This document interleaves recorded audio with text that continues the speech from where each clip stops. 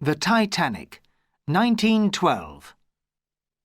Mrs. William Coutts was born in Ireland in 1876 and died in London in 1960, aged 84. In 1912, her husband sent her money so that she and their 2 sons could join him in New York. She travelled on the Titanic. When the Titanic sank, many of the passengers drowned in the icy seas. Mrs. Coutts and her sons survived. She later told her story to a newspaper reporter. Mrs. Coutts describes how she and her 2 children survived the sinking of the Titanic. I put life jackets on the boys, but there was no life jacket in the cabin for me. I rushed out on deck with the children following me. Everybody was rushing around.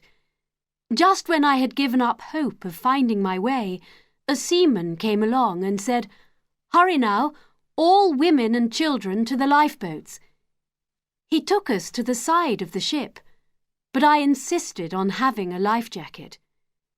Just then, an American gentleman who had heard me asking for a life jacket stepped up to me.